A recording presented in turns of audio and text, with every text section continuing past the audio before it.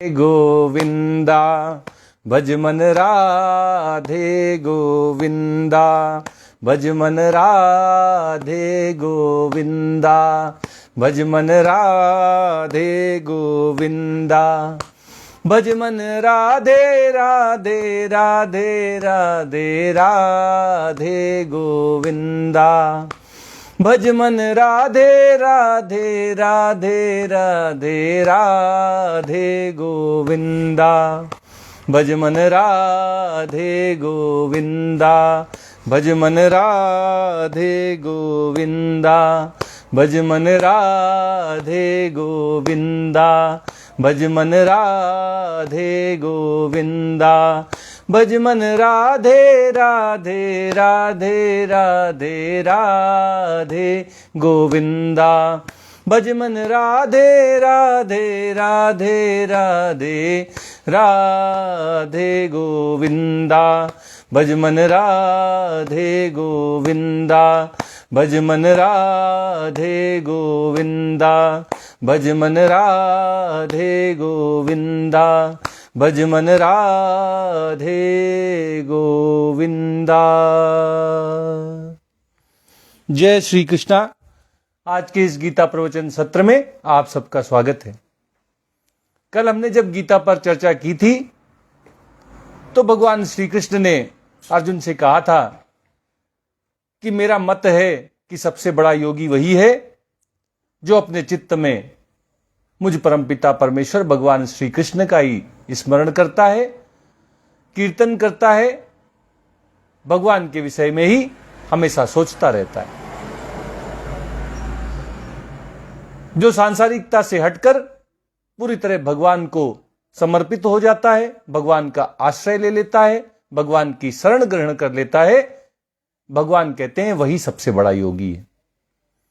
और इसलिए हम सबको चाहिए कि हम भी अपने जीवन में योगी बनने का अभ्यास करें, भगवान के प्रति प्रेम, भगवान की भक्ति और भगवान की शरण में जाना, यही हमारे जीवन के लक्ष्य बन जाए। अब 7वें अध्याय का प्रारंभ हो रहा है। ओम श्री परमात्मने नमः। अथ 7मोऽध्यायः। जब कोई श्रद्धा और प्रेम पूर्वक भगवान का भजन करता है तो वो भगवान का बड़ा प्रिय हो जाता है। जैसे भक्तों को भगवान की याद आती है तो भगवान में ही तल्लीन हो जाते हैं, अपनी सुध बुध खोकर भगवान के भजन में लग जाते हैं। ऐसे ही जब भगवान के सामने भक्तों का कोई स्मरण, कोई संस्मरण, कोई बात छिड़ जाती है तो भगवान भी अपने भक्तों के विषय में बात करते हुए अपने आप को रोक नहीं पाते। वो भी भक्तों के लक्षण, उनका स्वभाव, उनके गुण सब बताते हुए थकते नहीं हैं। अर्जुन को पिछले अध्याय के अंतिम श्लोक में भगवान ने बता दिया कि जो मेरा स्मरण करने वाला लक्षण है, किस तरह वो भगवान का प्रिय हो जाता है, वो ऐसा क्या करता है जिसके कारण भगवान उसका इतना ध्यान रखते हैं, उसकी सुध लेते रहते हैं, हमेशा उसका स्मरण करते रहते हैं। ये सब अब इस 7वें अध्याय में बताया जाएगा कि किस तरह एक भक्त भगवान का अभिन्न अंग बन जाता है, भगवान भी अपने भक्त के बिना कैसे नहीं रह पाते हैं। श्री भगवान उवाच मयि आसक्त मना पार्थ योगम युञ्जन मदाश्रयः असंशयं समग्रं माम यथा ज्ञास्यसि तत्शृणु। भगवान अर्जुन से कह रहे हैं कि मेरे भक्त जो मेरा ही चिंतन करते रहते हैं, मुझ में ही आसक्त रहते हैं, मुझसे ही प्रेम करते हैं, उनको राग भी केवल और केवल मेरा रहता है, मुझ में ही आसक्ति रहती है, मेरे प्रति ही ममता रहती है।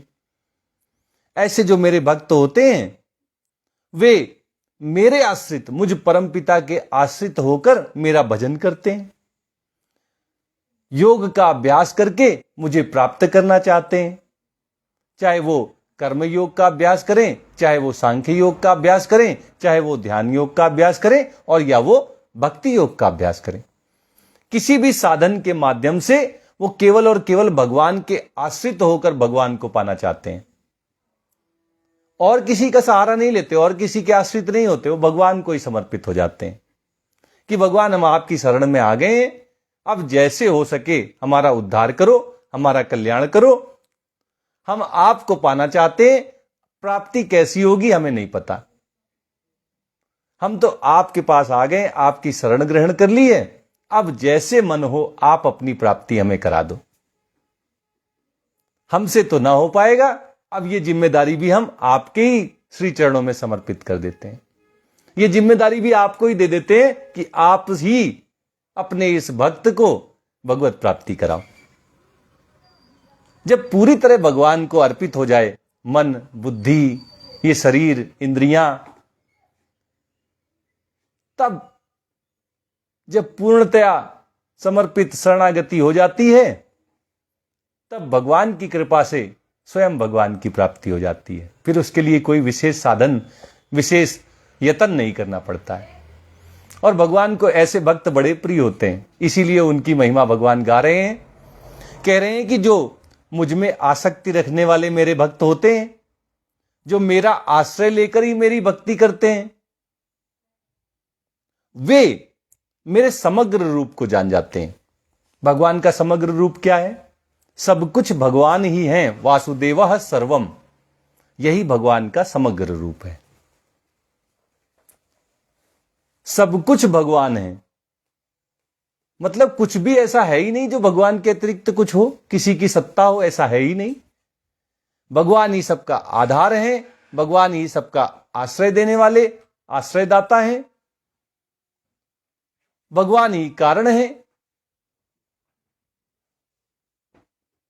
इस तरह भगवान ही सब कुछ है, सब कुछ भगवत स्वरूप है। वासुदेवः सर्वम, सब कुछ भगवान श्री कृष्ण वासुदेव ही हैं। जब इस स्थिति को मनुष्य प्राप्त कर लेता है तो भगवान कहते हैं कि उसे मेरे समग्र रूप का, संपूर्णता का अनुभव हो जाता है, ज्ञान हो जाता है। और असंशयम, फिर उसके अंदर कोई संशय नहीं रह जाता, कोई संदेह नहीं रह जाता कि ये मूर्ति में तो भगवान है, ये किताब में भगवान नहीं है, ये कुर्ते में तो भगवान है और ये गमछे में नहीं है। ऐसा कोई संशय, कोई संदेह उसके जीवन में नहीं रह जाता। वो तो कहता है कि कण कण में, क्षण क्षण में भगवान ही भगवान है। और इसलिए वो कभी भगवान से दूर नहीं होता कि मेरा ऐसा आसक्ति रखने वाला, मेरे आश्रित हुआ भक्त मुझे जिस तरह समग्र रूप में जानता है, संशय रहित होकर मेरे समग्र रूप को जैसा मेरा भक्त जान पाता है, माम यथा ज्ञास्यसि तत्शृणु, जैसे मुझे जान पाता है, मेरा अनुभव कर पाता है, वो सुनो, मैं तुमसे वही बताने जा रहा हूं। इसका मतलब है भगवान जो बताने जा रहे हैं उसको जानने के बाद अर्जुन के अंदर भगवान के प्रति भक्ति का उदय होगा। कर्म योग, ज्ञान योग, सांख्य योग, ध्यान योग बताने के बाद गीता के 1/3 भाग में ये सब अर्जुन को समझाने के बाद अब भगवान उसे भक्ति योग की तरफ आगे लेकर आ रहे हैं। भगवान ने कहा था संसार में 2 निष्ठाएं होती हैं, कर्मयोग और सांख्य योग। तीसरी निष्ठा नहीं बताई थी क्योंकि वो इस लोक की है ही नहीं, वो तो अलौकिक निष्ठा है। और वो तीसरी निष्ठा क्या है? वो भक्ति योग है। 7वें अध्याय से भगवान भक्ति योग प्रारंभ करते हैं। ये जो पहले के 6 अध्याय थे ये तो खाली भूमिका बना रहे थे भक्ति तक लाने की। कर्म चाहे जितने कर लो, चाहे जितना ज्ञान अर्जित कर लो, चाहे जितना सांख्य योगी बन जाओ, चाहे जितना ध्यान लगा लो, लेकिन अगर भगवान की भक्ति ही नहीं आई तो सब व्यर्थ है। भगवान से प्रेम ही नहीं हुआ, भगवान को पाने की इच्छा ही नहीं उत्पन्न हुई, तो ये ज्ञान, कर्म, सांख्य ये सब बेकार है। ये इस धरा पर ही रह जाएंगे, इनसे आपका कल्याण नहीं हो पाएगा। और इन सब में तो आपको कुछ ना कुछ प्रयास करना है, यत्न करना है। भक्ति में तो कुछ ही यत्न नहीं करना है, सब कुछ भगवान के हवाले कर देना है। ये जिम्मेदारी भी भगवान को ही दे देनी है कि अब आप कैसे हमको मिलोगे, ये भी आपकी जिम्मेदारी। हमारा भक्त कुछ नहीं रह गया, भक्त का कोई जिम्मेदारी नहीं है, कोई जिम्मेदारी भक्त नहीं निभाता, सब भगवान निभाते हैं। वो बस भगवान को समर्पित हो जाता है, भगवान का आश्रय ग्रहण कर लेता है, वो शरणागति कर लेता है। तो अर्जुन से भगवान कह रहे हैं कि मैं अपने भक्त के द्वारा जैसा मैं जाना जाता हूं, संशय रहित समग्र रूप में जाना जाता हूं, वो मैं तुमसे बताने जा रहा हूं।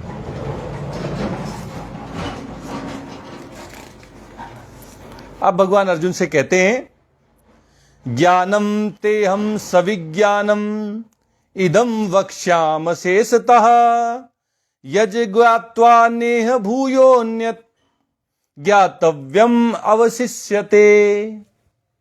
अब भगवान प्रतिज्ञा कर रहे हैं कि मैं कुछ भी नहीं बचाऊंगा, सब कुछ कह डालूंगा, भक्ति योग को पूरी तरह से तुम्हें समझाकर ही रहूंगा।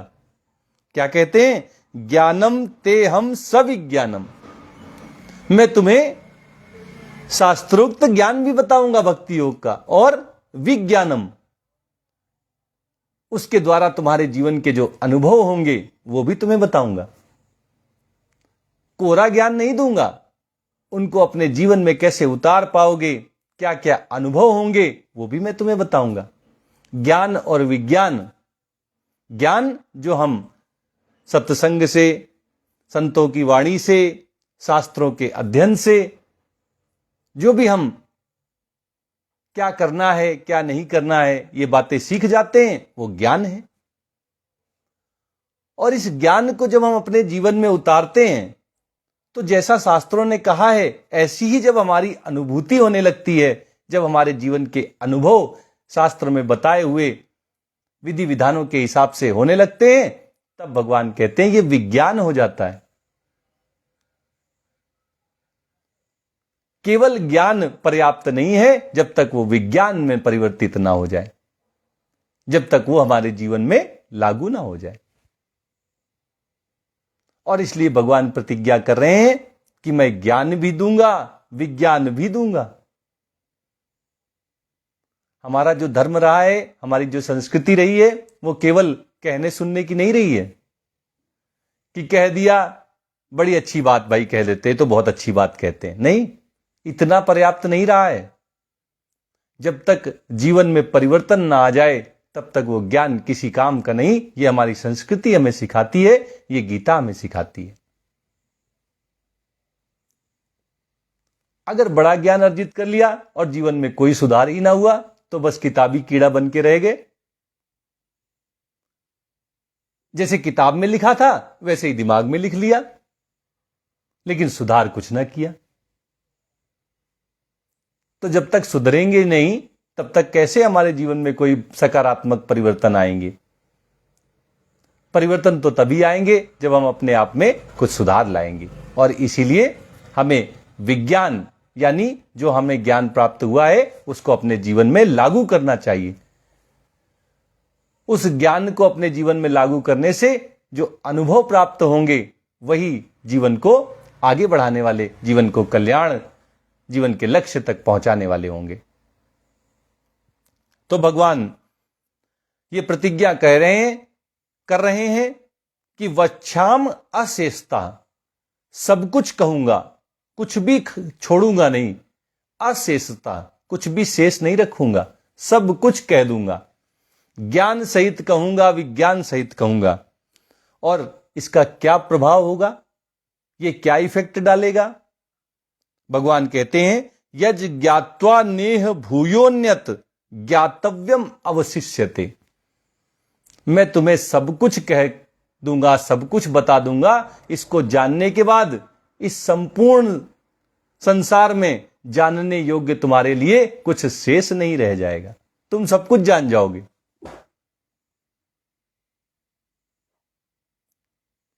अगर एक मोटी किताब कि जिस्ट आपको पता चल जाए तो आपने समझ लीजिए कि पूरी किताब पढ़ ली। इसी तरह अगर आपको संपूर्ण शास्त्रों का जो उद्देश्य है वो पता चल जाए तो समझ लीजिए कि आपने सारे शास्त्र पढ़ लिए। और शास्त्रों का, गीता का, पुराणों का, उपनिषदों का एक ही तो उद्देश्य है, भगवान को जानना और भगवान के प्राप्त करने की इच्छा मन में उत्पन्न करना। यही तो शास्त्रों का उद्देश्य है। और सहजता से, सुगमता से, सरलता से कैसे भगवत प्राप्ति हो जाए, ये मार्ग जान जाना और उस मार्ग पर आगे बढ़ना, उसको लक्ष्य बनाकर हासिल करने के लिए प्रयास करना, यही तो शास्त्रों का उद्देश्य है। तो भगवान कहते हैं मैं तुम्हें ज्ञान सहित, विज्ञान सहित सब कुछ बता दूंगा। इसके बाद इस संसार में जानने योग्य तुम्हारे लिए कुछ भी शेष नहीं रह जाएगा। तुम सब कुछ जान जाओगे, तुम परम ज्ञानी हो जाओगे। तो अब बात उठती है कि अगर ये इतना महत्वपूर्ण है भक्ति योग, तो सब लोग इसको क्यों नहीं जान जाते? सब लोग भक्ति में क्यों नहीं लग जाते? क्या कठिनाइयां आती हैं? क्यों लोग भक्त नहीं बनना चाहते? ज्ञानी बनने के चक्कर में, कर्म योगी बनने के चक्कर में, ध्यान योगी, सांख्य योगी बनने के चक्कर में रहते हैं, पर भक्त नहीं बन पाते, जबकि सबसे सरल सुगम साधन है। तो भगवान कहते हैं मनुष्याणाम सहस्त्रेषु कश्चित यतति सिद्धये यततामपि सिद्धानाम कश्चिन माम वेति तत्वतः। इस संसार के जितने प्राणी हैं वो अपनी स्वार्थ सिद्धि में लगे हुए हैं, अपने लिए कुछ ना कुछ पाना चाहते हैं, लेकिन इस जन्म मरण के चक्र से छुटकारा ही हो जाए, पुनर्जन्म ही ना हो, सदा सदा के लिए भगवान के साथ गोलोक वृंदावन में रहने का सौभाग्य प्राप्त हो जाए, ऐसा तो कोई विरला होता है जिसके मन में ऐसी इच्छा हो। नहीं तो किसी को धन चाहिए, किसी को पत्नी चाहिए, किसी को बच्चे चाहिए, किसी को सुख समृद्धि चाहिए, किसी को भगवान चाहिए क्या? भगवान की क्या आवश्यकता है? भगवान की आवश्यकता तो बस इसलिए महसूस होती है कि वो मिल जाए तो हम उनसे जो जो चाहें सब मांग लें, जो हमारे अंदर कमी है वो सब पूरी भगवान से करा लें, जो हम भोगना चाहते हैं वो सब भगवान से हम मांग लें। बस भगवान की इतनी इच्छा है, इसलिए भगवान को पाना चाहते हैं, इसलिए भगवान की भक्ति करते हैं।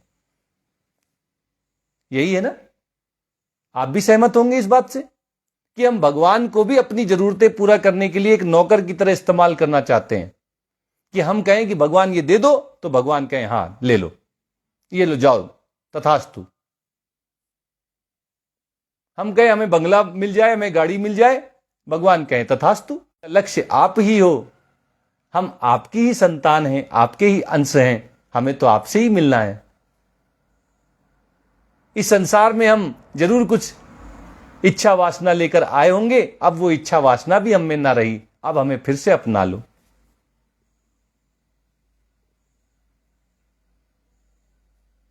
ये तो विरले लोगों में ही इच्छा होती है। तो वही भगवान कह रहे मनुष्याणाम सहस्त्रेषु कश्चित यतति सिद्धये। सहस्त्र, हजारों लोगों में कोई विरला ही यतन करता है सिद्धि के लिए, अपने कल्याण के लिए कोई विरला ही प्रयास करता है, बाकी सब तो कुछ पाने के लिए ही प्रयास करते रहते हैं। तो मनुष्याणाम सहस्त्रेषु कश्चित यतति सिद्धये, अपने कल्याण की भावना से, इस जीवन मरण के चक्र से मुक्त होने की इच्छा से, भगवत प्राप्ति की इच्छा से हजारों लोगों में से कोई एक प्रयास करता है। और भगवान कहते हैं यततामपि सिद्धानाम कश्चिन माम वेत्ति तत्वता।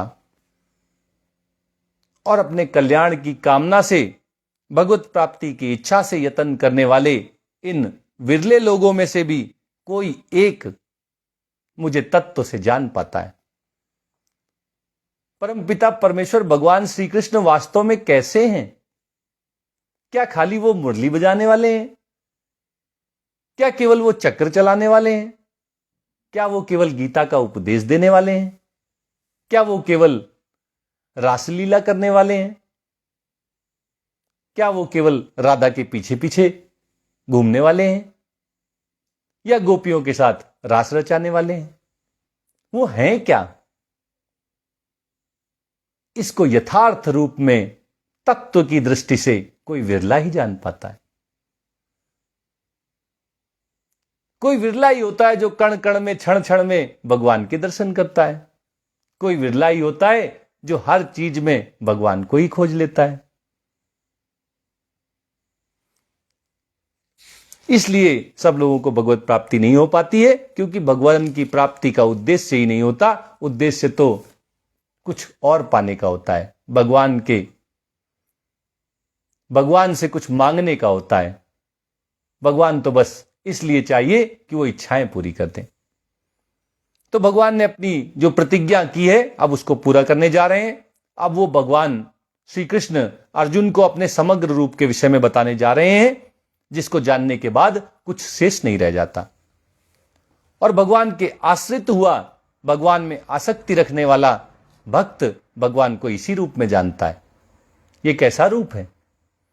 भूमि रापो नलो वायु खम मनो बुद्धि एव चा अहंकार इतियम में भिन्ना प्रकृति रष्टधा। भगवान कह रहे हैं मेरी अष्टधा प्रकृति है। 8 चीजें हैं मेरे बारे में जानने योग्य, जो मेरी प्रकृति को, मेरे स्वरूप को निर्धारित करती हैं, मेरे स्वरूप को समझने में तुम्हारी मदद करती हैं। क्या 8 चीजें हैं? भूमि, ये जो पृथ्वी है ये भगवान का ही स्वरूप है। आपह, जल, जल भी भगवान का ही स्वरूप है। अनलो, तेज, अग्नि, ये भी भगवान का ही स्वरूप है। वायु, हवा, ये भी भगवान का ही स्वरूप है। और खम यानी कि आकाश। तो जो 5 महाभूत हैं, ये पांचों के पांचों महाभूत ये भगवान का ही स्वरूप है। तो 5 तो ये महाभूत हो गए, और 3 क्या चीजें हैं जो भगवान कहते हैं कि ये मेरी प्रकृति, मेरे स्वरूप का बनाती हैं, उसका भाग है, उसका अंश है। मनो, बुद्धि, अहंकार। मन, बुद्धि और अहंकार भी भगवान के ही स्वरूप हैं। 5 महाभूत, पृथ्वी, जल, अग्नि, वायु और आकाश तथा मन, बुद्धि और अहंकार, ये 8 रूपों वाली भगवान की अष्टधा प्रकृति है। बोलिए श्री कृष्णचंद्र भगवान की जय। तो भगवान 8 रूपों में हमेशा देखे जा सकते हैं। भगवान की ये जो अष्टधा प्रकृति है, इसको अपरा प्रकृति कहते हैं। ये जड़ है, इसमें चेतना नहीं है। इस जड़ प्रकृति में 5 महाभूत पृथ्वी, जल, अग्नि, वायु और आकाश अपरा शक्ति बनते हैं। ये अपरा शक्ति अष्टधा प्रकृति भी कहलाती है। भगवान कहते हैं कि इतना ही नहीं है पूरा मेरा स्वरूप, इसके अतिरिक्त भी मेरी एक प्रकृति है, जिसको परा प्रकृति कहते हैं, जो चेतन है, जो जीव रूप में है। भगवान कहते हैं अपरेयमितस्त्वन्याम प्रकृतिम विद्धि में पराम जीव भूताम महाबाहो ययेदम धार्यते जगत। भगवान कहते हैं कि इसके धारण किया जाता है। ये जगत परा प्रकृति के द्वारा ही धारण किया जाता है, उसी के द्वारा इसमें क्रियाशीलता उत्पन्न होती है। इस जगत को क्रियाशील कौन बनाता है? भगवान की जीव रूपा परा प्रकृति। तो जितने चेतन हैं, प्राणी हैं वे, और जितने जड़ हैं 5 महाभूत मन, बुद्धि और अहंकार सहित ये सारे के सारे मिलकर भगवान की प्रकृति बनाते हैं, भगवान का स्वभाव बनाते हैं, भगवान का स्वरूप बनाते हैं। तो ये 9 चीजें हो गई जो भगवान को हमेशा आपको देखने में मदद करती हैं।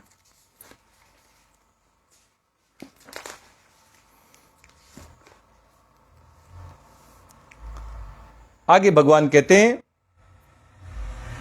कि किस तरह से परा प्रकृति ने अपरा को धारण किया है। भगवान ने तो कह दिया कि मेरी एक अन्य प्रकृति भी है जो अपरा प्रकृति से भिन्न है। ये परा प्रकृति है, ये जीव रूपा है। इस जीव रूपा चेतन परा प्रकृति के द्वारा ही ये जगत धारण किया जाता है। कैसे धारण किया जाता है, अब ये भगवान अर्जुन को बता रहे हैं। भगवान कहते हैं एतद योनीनि भूतानि सर्वाणि त्युपधारे अहम कृत्स्नस्य जगतः प्रभवः प्रलयस्तथा। भगवान अर्जुन से 2 महत्वपूर्ण बातें कह रहे हैं। पहले अर्जुन को समझाते हैं कि एतद योनीनि भूतानि सर्वाणि त्युपधारे, तुम अपने हृदय में यह धारण कर लो, भली भांति समझ लो कि जितने भी चर अचर प्राणी हैं इस संसार में, इस अखिल ब्रह्मांड में, वे सारे के सारे इन दोनों से ही मिलकर बने हुए हैं। कौन से दोनों? अपरा प्रकृति जो अष्टधा है, 8 रूपों वाली है, पृथ्वी जल अग्नि वायु आकाश मन बुद्धि और अहंकार जिसके 8 रूप हैं, और परा प्रकृति जो जीव रूपा है। ये अपरा और परा ये दोनों मिलाकर ही संपूर्ण प्राणियों की रचना करते हैं, सबका निर्माण करते हैं, सबकी उत्पत्ति करते हैं, सबका सृजन करते हैं। और भगवान दूसरी महत्वपूर्ण बात कहते हैं अहम कृत्स्नस्य जगतः प्रभवः। भगवान श्री कृष्ण ही इस संपूर्ण जगत का, अखिल ब्रह्मांड का प्रभव हूं, उत्पत्ति का स्रोत हूं, सृष्टिकर्ता हूं, सबको उत्पन्न करने वाला हूं, और प्रलयस तथा, और सबको समाप्त करने वाला, प्रलय लाने वाला, विनाश करने वाला भी मैं ही हूं। सृष्टिकर्ता भी भगवान ही है और संहारकर्ता भी भगवान श्री कृष्ण ही है। और सारा का सारा जगत भी उनसे ही बना है, उनकी ही परा और अपरा प्रकृतियों से मिलकर बना है। कहने का मतलब यह है कि जो कुछ भी हमें दिखाई देता है, सुनाई देता है, जो भी हमारी इंद्रियों के विषय हैं, जो हमारे मन के विषय हैं, जो हमारी बुद्धि के द्वारा निश्चय किए जाने वाले विषय हैं, ये सारे के सारे चर अचर जो भी हैं वो सब भगवान का ही स्वरूप है। ये संसार भगवान के अतिरिक्त और कुछ नहीं है। जब तक हम संसार को देखते रहेंगे तब तक भगवान नहीं दिखते हैं, और जब हम भगवान को ही देखने लगेंगे तो इस संपूर्ण संसार में भगवान के अतिरिक्त और कुछ है ही नहीं। ये एक भक्त को ही दिखता है, भगवान की शरण में आने लगता है। जैसे जैसे उसकी शरणागति अनन्य शरणागति में बदलने लगती है, वैसे वैसे भक्त को सर्वत्र भगवान ही दिखाई देते हैं। केवल और केवल भगवान, भगवान के अतिरिक्त और कुछ नहीं।